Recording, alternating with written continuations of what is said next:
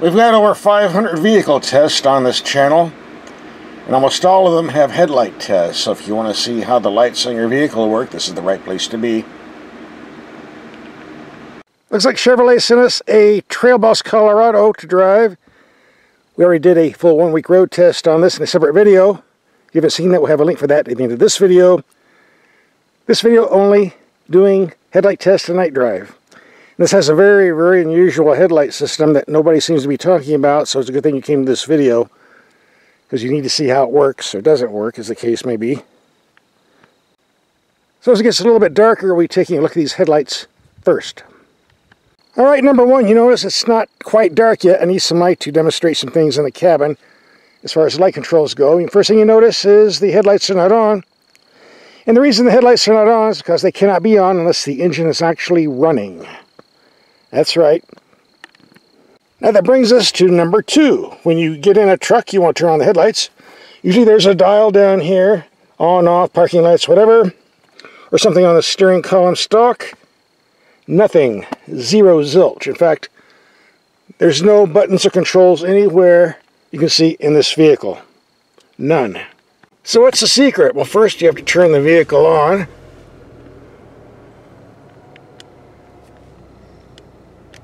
Then you look on the info screen, you press this magic button, and here are the controls that turn the headlights on. Come back here. And that doesn't want to stay on. You have this little issue. Stays on just for a couple seconds.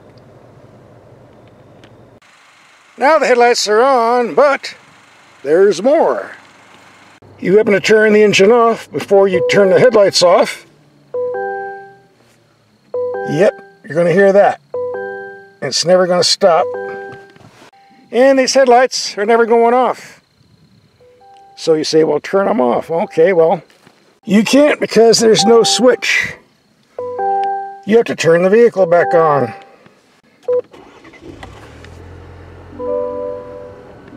Okay, now you can turn them off. And that's how you do it. Now for you truck owners out there who do a lot of camping like we're doing tonight, see? How many times have you needed some light? So you simply stuck your hand in the door, hit the switch, and turn on your headlights or taillights for whatever reason. Well, because you need light. Maybe you're hungry, you want to fix some drinks and chow, so you put the tailgate down, turn on the taillights, flick the switch inside the cabin. Or maybe you hear some rustling up ahead, you don't know whether it's a cow or an ex-murder coming at you, you need to turn on the front headlights. But with this setup, this is what you're going to see if the engine's not running. No lights. You want lights, you got to start up the motor. And yes, I tried to start the electrical system up without turning on the motor, and all I get is this.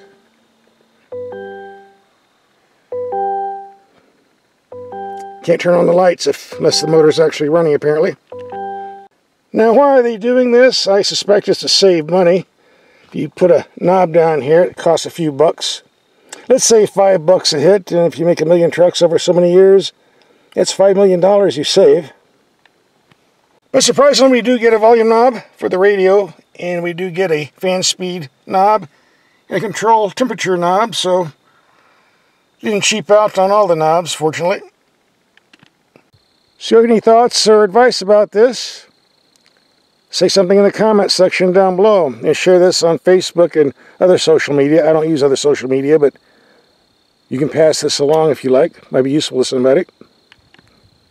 Now with that in mind, let's continue the headlight test and night drive. There's more to come. Oh, and by the way, these have a habit of going automatic mode by themselves, even if you don't want it. Another annoyance. By the way, we do have a cargo lamp up here. It's kind of hard to see in the dark. So how do we turn that one on? Well, pretty much the same procedure we did with the headlights. Number one, start the car. Number two, press the icon. And number three, press lights. Number four, turn the cargo lights on. 4 steps, where if you had a switch you could do one, but this is what you do. And here we go, lighting up the bed pretty good. Now if you don't want to keep the engine running, yes, you can turn the engine off and the engine light will stay on now that the engine is off. Problem is, if you want to turn it off, you have to turn the engine back on and go through the whole procedure again. Wouldn't a switch work better? Yeah, but they just didn't do that. Alright, it's dark enough. Let's take a look at these lights. Look pretty bright, and as I recall, these are not LEDs. Shouldn't matter if they work. Here we got the taillights, bright enough. Here we got the emergency lights. You get a lot of glare out here because of the wet weather. Sorry about the fuzziness, but I can't do much about that. And here we see the emergency lights are separate.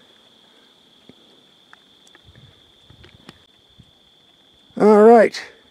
They're small, but they're definitely bright. And again, small but bright. Here's what the navigation screen looks like in the dark, and you'll be seeing a lot of that as you turn the headlights on and off in the dark. Get used to it. Here's the camera system, very good resolution. Looks far better in person than it does on my handheld camera, trust me. And here's the gauge cluster with lots of useful information.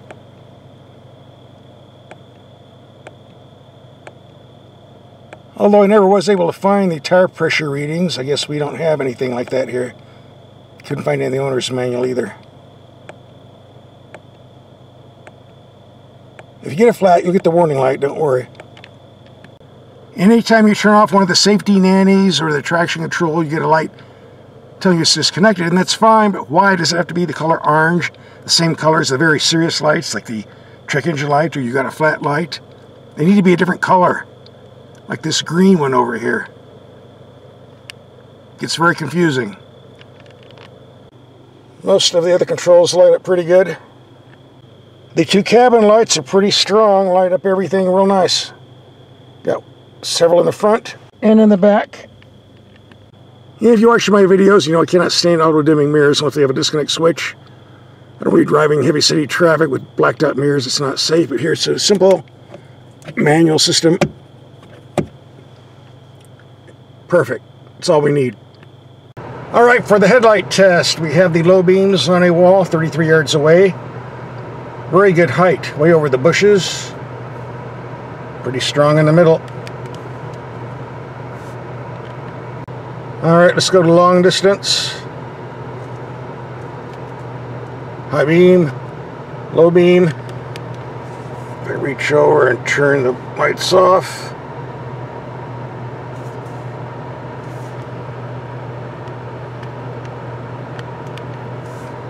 This is awkward doing this on the screen. We need a switch on the dash, not the info screen. But even though these aren't the latest headlight designs, they work just as good as anything else, so I don't see a problem. More than enough light for taking corners.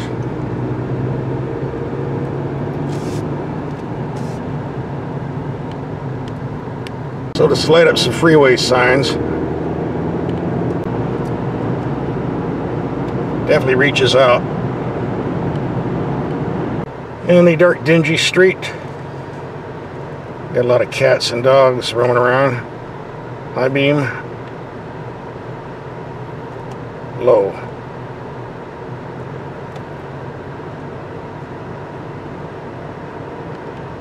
So all these YouTubers complaining these are not the latest LED headlamps, I don't see what they're bitching about because these lights work just fine.